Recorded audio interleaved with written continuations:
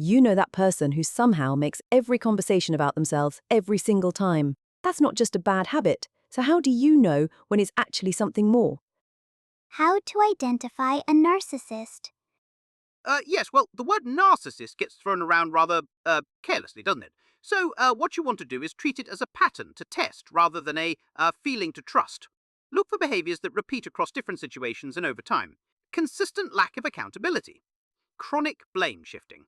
Contradictions between what they say and what they actually do. And a reliable tilt towards self benefit whenever there's a conflict of interest. Now, compare how they respond when praised versus when corrected. Do apologies come with changed behavior, or are they simply performance? And confidence is not the same as narcissism. The distinction becomes clear when you track outcomes. Do relationships stabilize and improve, or do they leave a trail of confusion, conflict, and damaged trust? Yes. Put simply, watch what they do, not what they say. How to identify a narcissist. Champ, here's what to watch. Does this person need to be the most impressive in the room every single time? That's your first sign. Watch the conversation. Does it always swing back to them? You mention something. They top it every time.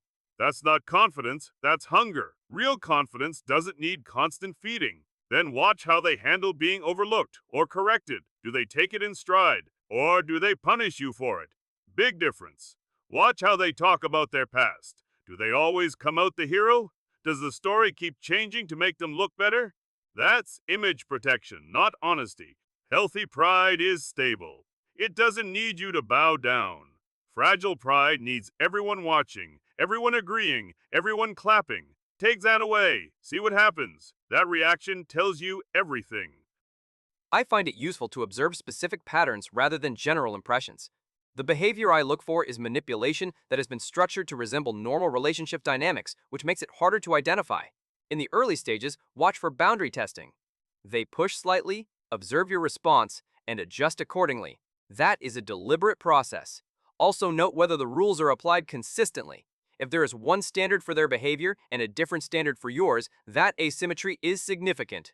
Tactics to document include guilt, silent treatment, goalposts that shift after you have met them, and comments like, "You are too sensitive when you raise a concern." I also pay attention to autonomy. When you say no to something, do they accept it? When you make an independent decision, do they respect it? Or do they redirect everything back toward what benefits them? That pattern, repeated consistently, is worth taking seriously. How to identify a narcissist. Oh, sweetheart, one of the things I always say is that you can learn so much just by paying attention to how someone makes you feel over time, not just in the exciting early days. Because sometimes people come in very warm, very intense, very close, and then something shifts.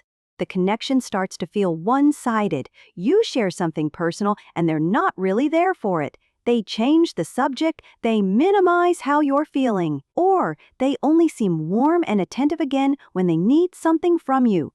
That's worth noticing, dear. Look at the wider picture, too. Do they cycle through friendships? Do people tend to drift away from them feeling used or confused? Do they treat a group like an audience rather than a community? Real connection goes both ways. It grows, it deepens. When it stays transactional, when your inner world never really seems to matter to them, that tells you something important. Okay, so, I don't know. The thing that gets me is the early warning signs that are easy to brush off because everything still seems fine on the surface. Like, if you set a small, calm boundary and they retaliate, even subtly, that's... that's data. Or if their anger feels unpredictable, like you're never quite sure what version of them you're going to get, that keeps you on edge constantly. Also, pay attention to your own body here, because if you're walking on eggshells, over-explaining yourself, feeling anxious before you even contact them, that's something. That's not nothing. I'd say slow down commitment. Don't isolate yourself from other people who know you well, and, if things escalate, document the pattern. Because trying to win arguments with someone like that is, I don't know, that's not the goal. Having a safe way out, that's the goal.